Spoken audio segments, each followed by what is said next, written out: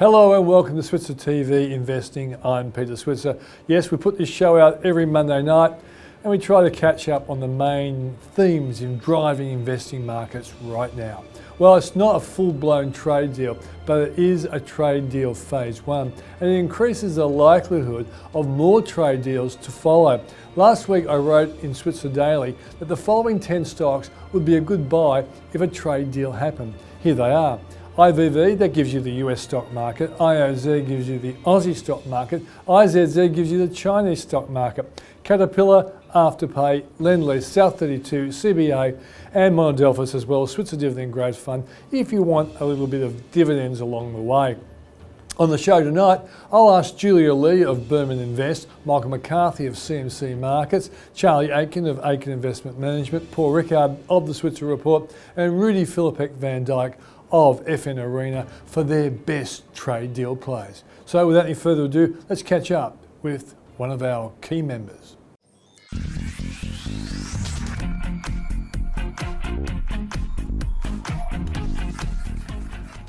Well, we always start off with Julia Lee from Berman Invest and Michael McCarthy from CMC Markets, and I want to see how excited they are about trade deal phase one.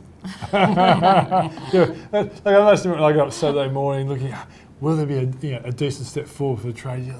And of course the market was up 500 points early. I thought, well, yeah, and then phase one was thrown in there. So Julia Lee, what do you think about phase one? I feel like we've waited months and months and months, and we've been thrown like a little crumb. Some soybeans. Yes, a little soybean, given that it's mostly agricultural products. Yeah. But I guess it does give us hope that we'll move closer to a trade deal. Yeah. So you could think of it perhaps as phase one, and phase two might be at the meeting in Chile in November. So that's the next date to watch. Yeah. Of course, today. Are you more optimistic that a trade deal might happen as a consequence of Friday? You know, I've always said that the trade deal would probably happen in 2020, closer to the election time, to gain maximum amount of points. So, look, I think it's still early for a deal to be done. And given that we have seen escalating tensions, I think there's still quite a lot to work through as well. The other part is that we did see the China numbers coming out today, and they were pretty horrid. The exports, imports decreasing quite substantially. So obviously China's being impacted economically by what's happening with the trade situation. So look, anything that moves towards better global growth would be good for the Australian market as well as the Aussie dollar. Yeah, Michael, you've been pretty negative on the idea of a trade deal happening at all. That's right. Yeah. And there's nothing substantial in this, Peter. Well, China's agreed to buy more agricultural goods. Well, they've got a voracious appetite for agricultural goods anyway. Yeah. Trump has agreed not to introduce the increased tariffs that were due to continue. So it's a de-escalation, I guess we call it. It's a change of direction. I think that's why it was so important to the market performance on Friday night and here today. We were worried about further deterioration of the trade dispute. This partial step forward, even though it's only a small one, changes the direction. And I think that's why we've seen such a positive reaction today. It was interesting to note the differing typification of this deal. Hang on, typification?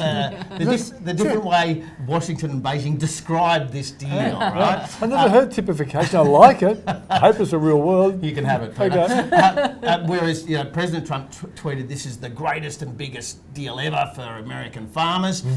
Beijing was much more restrained. In fact, they didn't even use the word deal. So I think the shift in Beijing now is to not give political wins to the White House over what are really quite small steps forward. They're doing that responsibly in that they're damping down expectations, but it's also suiting their interests in that it removes part of the ability of the White House to swing the market around on the basis of a few tweets. Okay. So is it a fair question to ask you, as a consequence of what you heard on Friday American time, Saturday morning our time, that you like some companies more than you might have a week ago?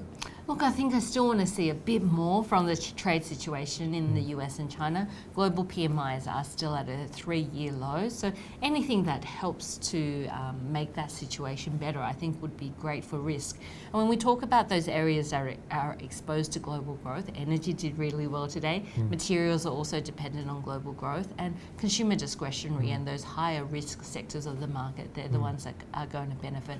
And the tech sector, which relies on sentiment at the moment. Well, so it seems to me, while you guys are a little bit more cautious about it, the market seems a little bit more optimistic about it, because when you were here last week, you liked Lendlease and you liked Afterpay, and that was in the context that if we get a trade deal and we get a much more positive view on growth, they're the sort of companies that would do well. And materials, you went South 32 if I remember rightly as well. See, I do listen to you. I do listen to you. So do you think the markets are a little bit more optimistic than you?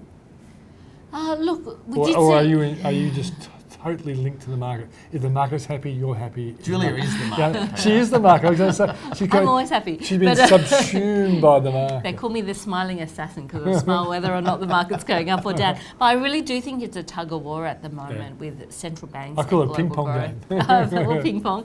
And look, as long as central banks are willing to offer support and we don't get too much dislocation in the short-term money markets, which we have been a little bit lately, which causes a bit more nervousness in terms of markets, I think we'll continue to monitor the situation. Let's not forget that, the markets are, 5% away from all-time record highs? So we're not very far away from those all-time record highs. Yeah. And look, and that puts a natural resistance on, doesn't it? Well, where do savers go? Yeah.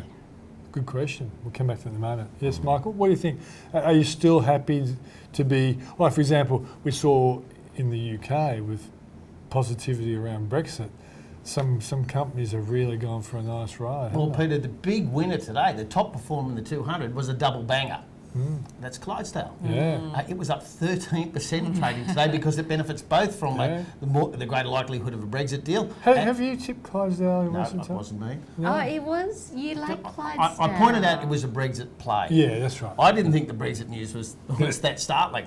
So I was a little surprised by the performance today. But it is the play, and if you're optimistic about Brexit, that's the place to be, certainly. Okay. So have you thought, as a consequence of what you heard over the weekend on trade deal phase 1, as I call it, and other people call it that too, is there any company that looks better now than it did a week ago?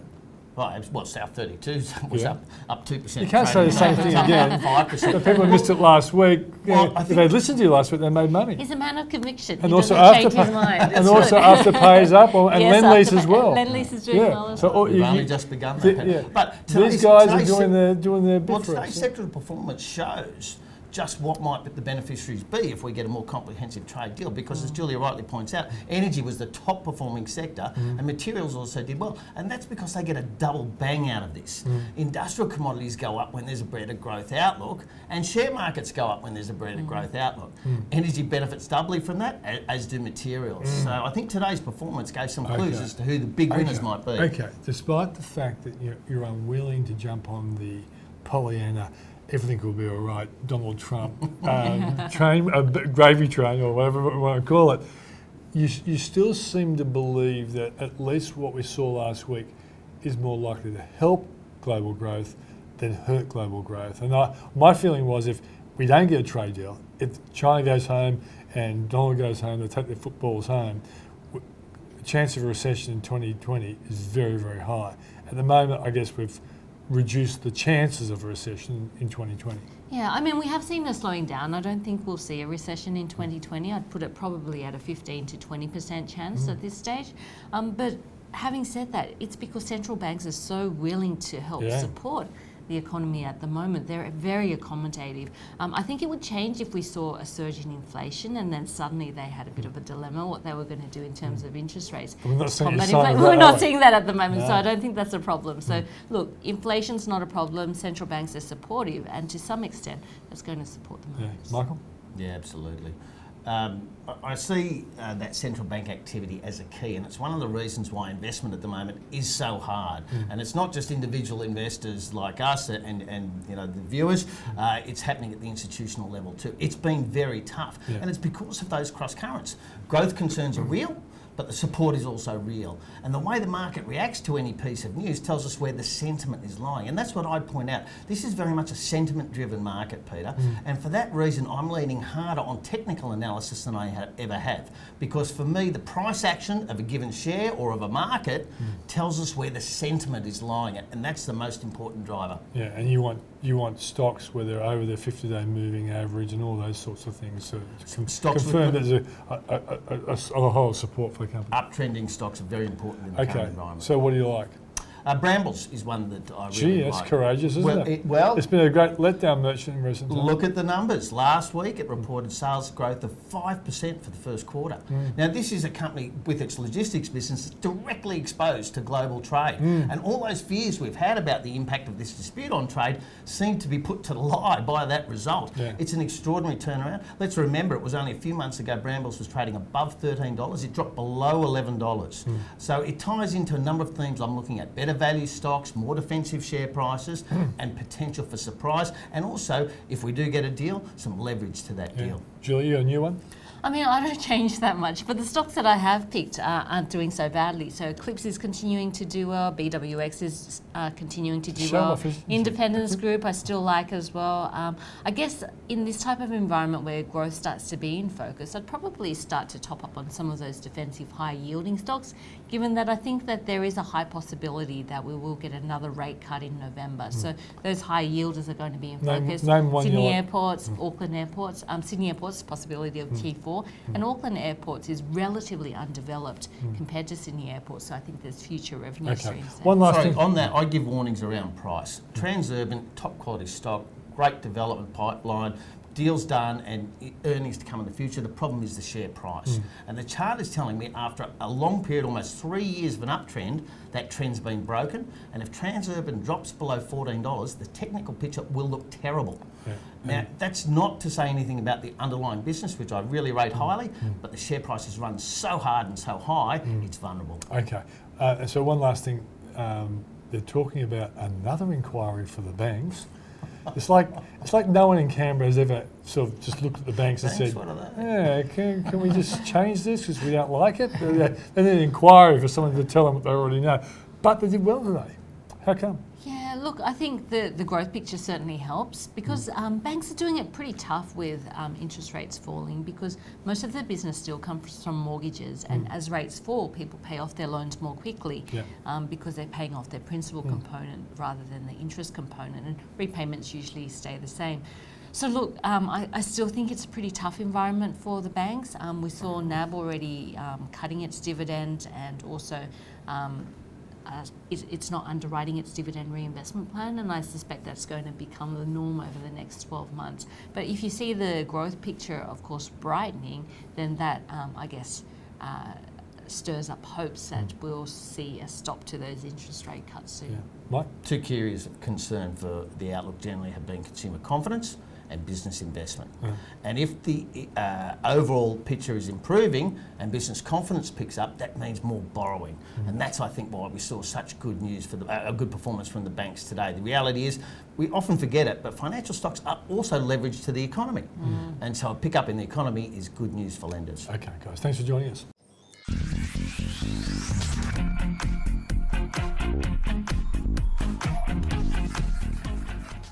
Welcome back. I'm now talking to the redoubtable, reliable, and I can't think of another R word. Illustrious. No, he can't say relustrious. Okay. I want an R word, but the best R word, of course, is Rudi Filapek-Vandyck. How about recurring? Recurring, that's right. Repeating as well. I should practice. Hey, listen, Rudi, trade deal phase one. Yeah. What do you think? It's a bit of a doozy, I think. Bit of a doozy. Okay, define doozy. Okay. The Belgian view on doozy could be different from. I mean, I do understand that people get excited because but it's better than escalation, I guess. It's better than the alternative when there would just situation would just worsen and worsen. Yeah. I mean, it's a bit of a situation of like, first I'm going to put pressure on the market, then I'm going to alleviate a little bit, and look at me, what a great guy I am. Right?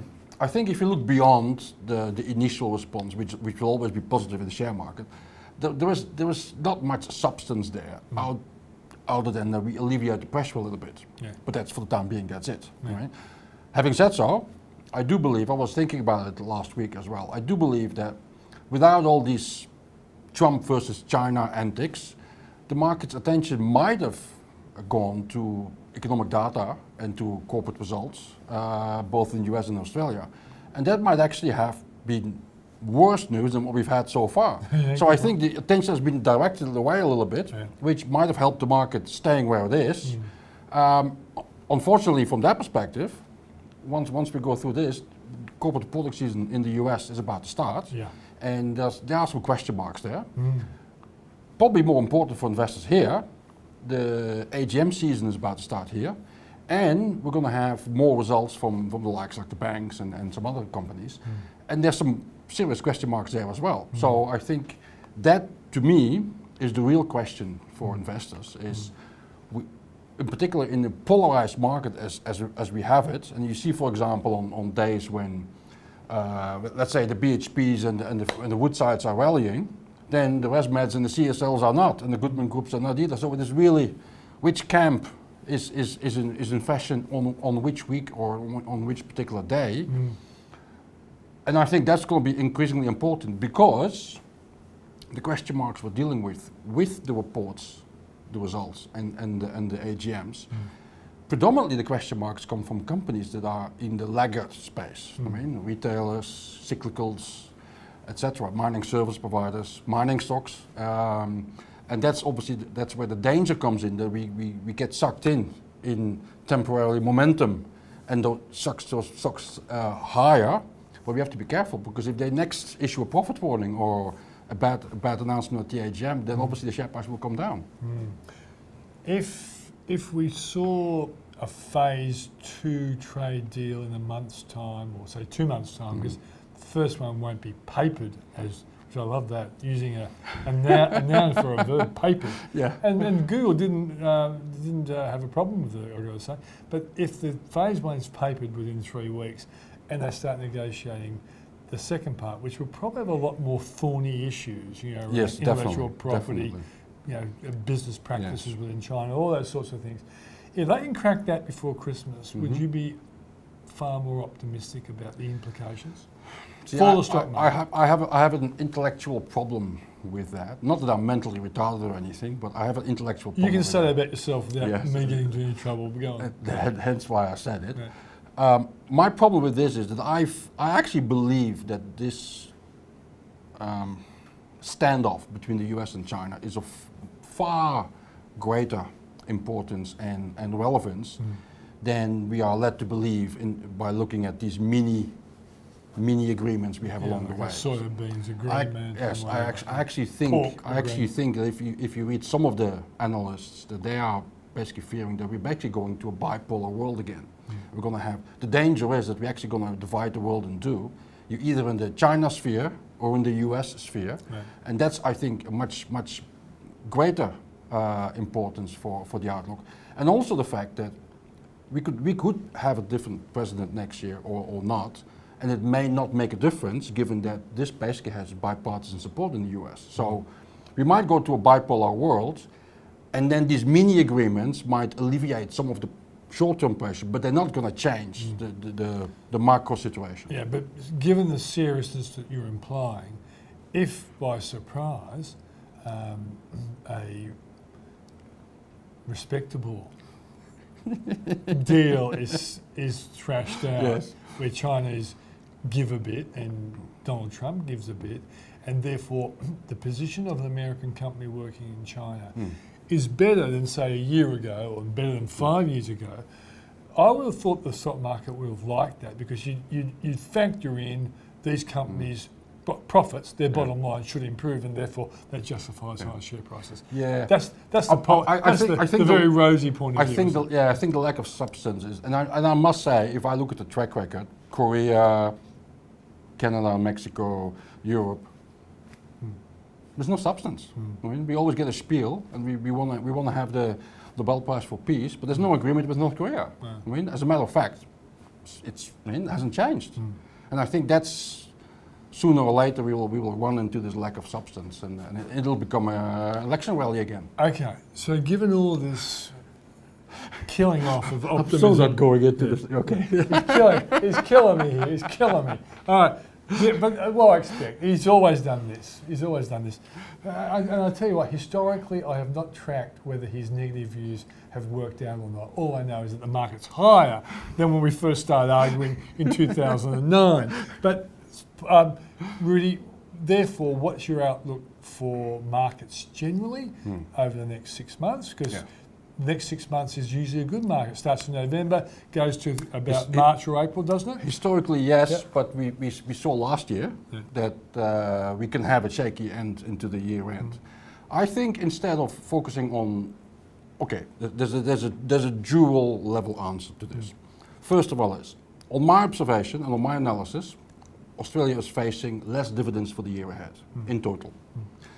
That usually means that... By the way, they were huge because of Bill Shorten in many ways. Yeah, no, but also the mining boom and everything, Okay. and companies paying out more to police shareholders, etc., etc. So we're now going to have less dividends than the year before. Yeah. Historically, that means investors will have to pare back their expectations. Last time this happened was in 2015. 2015 was not a good year for the share market. So if that correlation stands, all else being equal, we're not going to have a fantastic year ahead. Was it a negative year or just a small growth year, 2015? It was not a good year for most of the market. It was a good year, relatively speaking, for my particular portfolio, but that's the second level of the answer that's coming now. Okay. Yeah. It has more to do with which segment of the market is going to perform. And there are three scenarios. One is the one that neither of us wants to contemplate, that we will get a recession either in the US or elsewhere in the world. Yeah? Now that is bad for the share market in general. Right? I do not believe that people will find safety in beaten down legged stocks either, because they will be the ones issuing profit warnings. So there's no hiding there. Cash might be the only alternative if that happens. Yeah. But luckily, 1.5%. And luckily for us, yeah, well, exactly. But it doesn't fall by 20% or 30%. That's the advantage. So the other two alternatives are: we're going to see a continuation of low inflation, low growth, central banks trying to do their best, and the governments remaining absent. That's basically the same scenario as we've had so far. Yeah. Which essentially means, I believe we're going to see a continued outperformance of stocks like CSL, REA, WiseTech Global, Technology One, etc., car sales. So Goodman Group, that part of the market. It also means that the BHPs, the Fortescues, the mining service providers, the banks will not be able to keep up. But there's an alternative. The alternative is that somehow Trump and co and the central bankers, they manage to significantly increase economic growth. Yeah. And then we will see the mining stocks, the mining service providers, the cyclicals and the banks picking up. And that might mean on some days that you might have excellent stocks like a Goodman Group, a Charter Hall, for example, Centuria, and you go like, well, they're falling. How is that possible? And the share market is supposed to go up. So you will now have that polarization in the share market. So maybe a well-diversified portfolio now has both stocks in their portfolio, which also means, yes, you're trying to eat from two cakes, but you're never completely in the losing camp. That's right. You won't get a massive boom on your market, but you won't get a massive collapse. Okay, right. All right, so let's get, my viewers always love you to name names. Yes. What stocks do you think look well positioned, given the scenario that you think is most likely? Yes.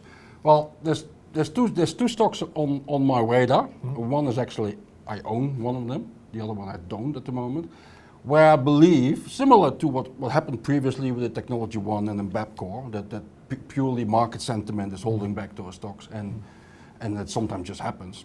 I think there's two stocks in today's market which are both previously in the winning camp, not in the cyclicals camp, that are at the moment have sold down quite considerably, and the market is there's no friends. I mean, there's nothing happening in the share market. No friends, but good companies. Exactly, and should have, all else being equal, should have robust growth going forward. Yeah. One of them is called Bravura, BVS, as a Bravura. Bravura. That's not an easy word for you to say. No, it's not. Australian, for someone with an R in his name. In Belgium, it'd be easy. But go on, Belgium is Bravura. without an R. See, so Bravura, BVS as a company code. Yeah. And what's it do? It's actually a service provider to the financial industry, to fund managers. Okay. And it should have, and it has done well up to a point. Not in recent months. The share price graph looks absolutely ugly. But as far as I'm concerned, and as far as some analysts out there are concerned, completely undeserved. Does FN Arena survey it? Yes. And what's the upside? We don't have too many analysts covering it, but the likes, the analysts at Wilson's, for example, absolutely love the stock and have been a long-term. So the target price is much higher than its current price? It's something like 48% above the share price. Something ridiculous. So for the speculators, the nosebleed, but it doesn't necessarily. It's a good company, you Yes, say. exactly. So it's not necessarily for the speculator. It's just that it shows you how deep the share price has fallen, and sometimes sentiment is not there. By the way, there's a great interview by David Rubenstein of Jeff Bezos, and Bezos said that when the dot-com bust hit, he said, we were a $100 stock and we went to $6 overnight. He said, nothing had changed. The same people were buying the books, the videos and DVDs as they were selling. Exactly. He said, nothing, the market overvalued, the market undervalued. I was about to say, you probably say at the time, you go, okay, $100 was way too much, but $6 is just ridiculously cheap. And that's sometimes what the market does. So BVS, yes, Bravura would be one. Okay. And the other one is the company called Nearmap, which a lot of people would know of. It's digital mapping of the Earth, basically. And they're also no friends since August. It was a popular company at one and stage. and similar to Bravura as well. And that's the company called NEA. And you can tell every day. I mean, it tries to rally. Someone is knocking him back. So someone wants to get out there. In similar vein, I think on a 3-year view or whatever, you're laughing if you have that stock in your portfolio. But that's obviously on the assumption that we don't see a recession at some point. But that's probably the risk that hangs in every stock. Certainly we know every central bank in the world is trying to fight recession. Yes, exactly. And usually they come in too late. At least they're in ahead of the potential recession. Rudi Filapek-Vandyck from FN Arena. Thanks very much.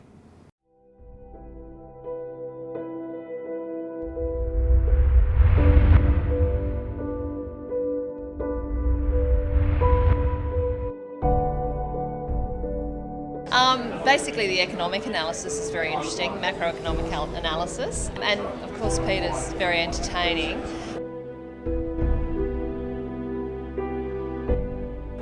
Well, I come every year or twice a year, and I love it because I get so much information, and I run my own super fund, so for me it's really, really good. It's been very, very informative, and I must admit, some of these share fund managers, they're quite funny, and I think they've made it such a pleasure to be here. So I've loved it. Looking forward to doing something with my money and becoming rich. Got a lot of people who are very talented people in the industry. We are getting an expert at one place, so that's one of the best things I've found here. And I would like to thank Peter Switzer for organizing this for us. Just having the exposure into the market and looking at constructing a portfolio, I think it'll be just a great experience. Just meeting a lot of people as well. Oh, I really enjoyed it because I came really looking for some income stream because it's just not worthwhile for me to keep my money in the bank anymore, and it's given me some really good ideas, the options that are available there. So yeah, it's been really positive.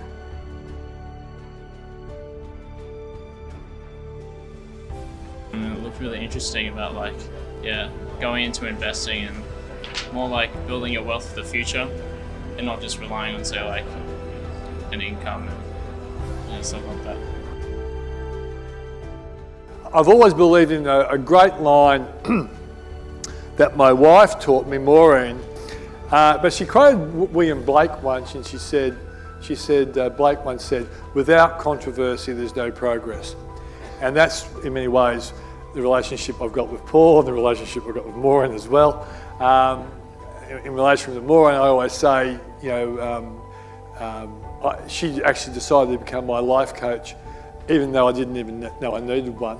But without her looking at me the way a Labrador watches a sausage at a barbecue, finding out what I'm doing wrong and actually telling me how I can fix myself up, I wouldn't be here today. So that's why I always say behind every successful man's a very surprised woman.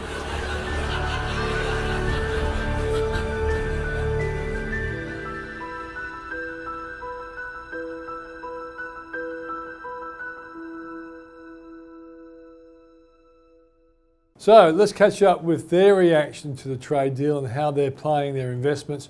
Charlie Aitken, Aitken Investment Management, and Paul Rickard from the Switzer Report. Thanks for joining us, guys. Thanks, Peter. Let's start with you, Charlie. Last week when I talked to you, I asked you for a stock that would do well if a trade deal came along, and you did mention Caterpillar. It rose 6% on the trade deal news on Friday. What do you think about the trade deal, phase one? Well, firstly, Pete, I absolutely do not believe it's a trade deal. It's almost trading a bunch of soybean orders for no tariffs, extra tariffs next week. There's been no progress, as far as I can see, on intellectual property transfers, state sponsorship of companies. Any of the big issues have just been avoided. So I feel President Trump needed a bit of a diversion from some of his own problems at the moment, and so directed at farmers in those swing states, there's a bunch of soybean orders and nothing much else given up. I think it was a win for China. There you go. I think that was more of a win for China than anything. Okay, well, I'm going to come back and still ask you how you're going to invest as a consequence of your negative view on poor old President Trump. No, it's not a negative view, it's just a statement of reality. Well, look, it sounds like a negative view. That was not compared to Peter, you've known full well, I've reaction. said here for months that the markets will finish on their highs, and this will be a good, the year will finish well, and we'll get through trade deals, and we'll get through Brexit, and life will go on. Okay, but you could be reported to the President with this negative view, but we'll hold that for a moment. Paul? I'm a bit with Charlie. I don't actually. I'm surprised that you would have a glass half empty, but go on. No, look, I think the market wants to go higher. I think it was part of this was a little bit of theatre, and it's going to continue. I mean, I don't think the Chinese have actually given much away at all. So this was about they want to seem to be constructive. They don't actually want to be in a war, and so is it a de-escalation? Well, I think both. I think both need to come out winners, and as you know, it's really hard to get. It's like the win-win. It's a triple win. Shareholders, customers, and staff, and of course that never happens, right? And it's a bit like this is the same outcome here. It's going to be a win for both sides. Well, hang on, that's not going to work out. So, I think it's a bit of de-escalation. But look, there will be an outcome at some stage, Peter. But more to go. Look, and maybe I agree with Charlie, this is a bit of diversion. I mean, Trump's under a lot of pressure. This impeachment stuff, although it won't get through the Senate, it's a big story. It's becoming a big story, particularly if you look at what's happening in the polls there. If Trump kept this trade war going right through to the election, do you think at some stage the stock market, because of the actual impact on the bottom line of key companies, would actually sell off? Well, that's what we're about to see starting this week. I mean, that's the most interesting thing about the next few weeks in America, is you get third quarter earnings from all the large American companies, and this is going to be interesting. You're going to actually see if there's been some proper profit pain or lack of growth, and I think there will be in certain industries, manufacturing, distribution, transport, even the Caterpillars of the world are going to have pretty ordinary results. So you've got this slight reality check coming up in a few sectors, and obviously maybe some good results as well. And so I think it gets very interesting for here. That assessment of what damage has been done will be very clear in the next 2 weeks from a bottom-up perspective.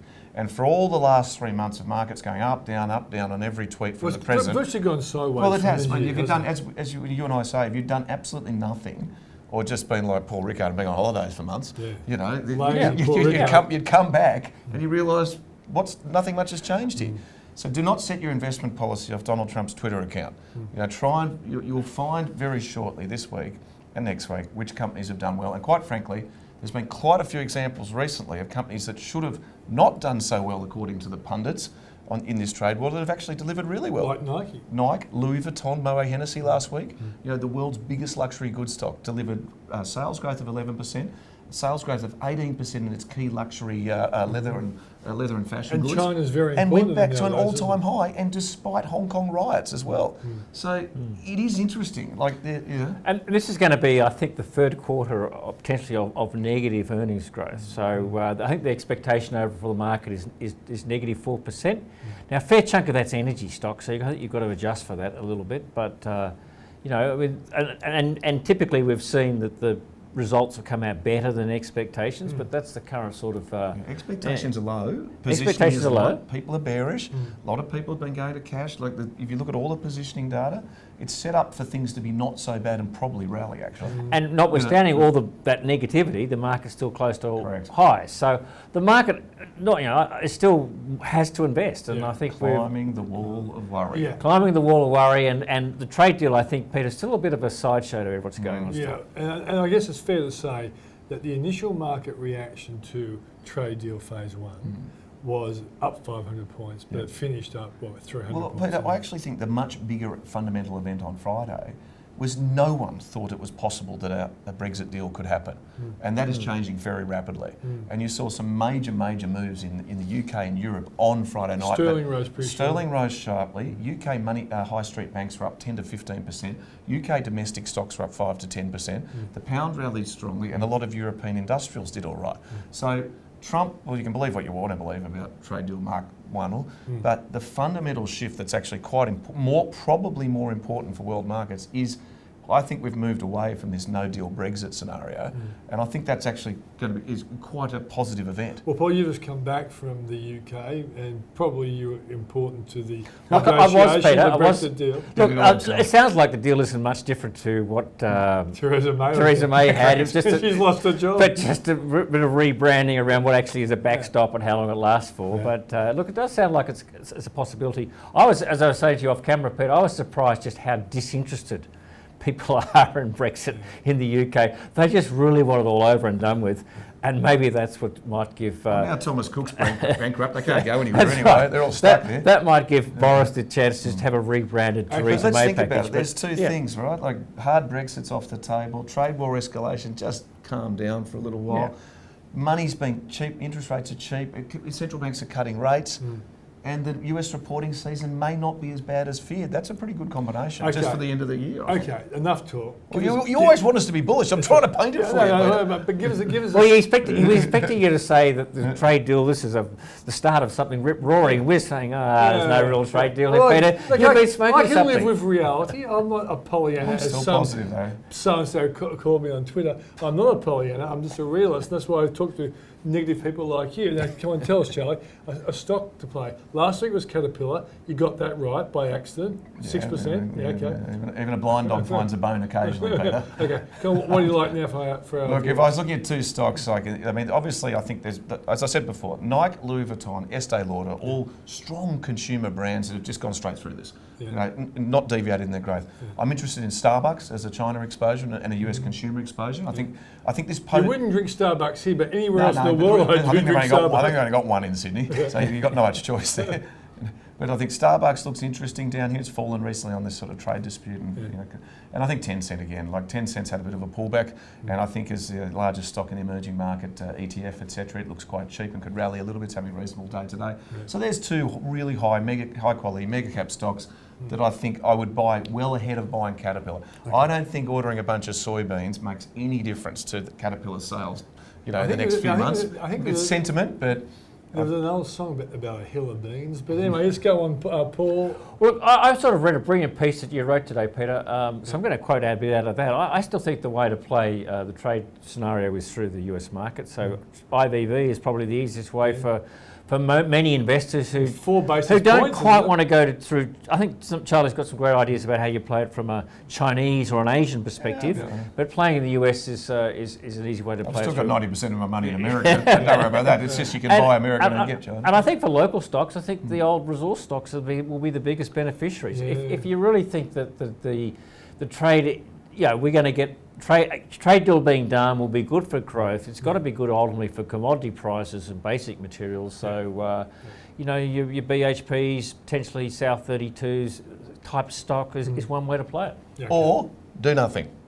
Just sit there and just let it happen. Market just sort of move. Let it happen. Yeah, I guess if you're not in the stock market at all, you might have to do nothing until the next stock market crash and then go really long. But the next crash could be a long way off, Charlie, because interest rates are so low. Yeah, I think pullbacks will be shallow, Peter. I've said that for some time. They have been shallow. Yeah. When the alternatives cash rates of 0.5 or 0.7% or zero, or here's the most stunning thing of the whole of last week: a Greek 10-year bond went negative in yield. Now this is the same thing 4 years ago that was 19%, and we're having remember Grexit, the pigs and.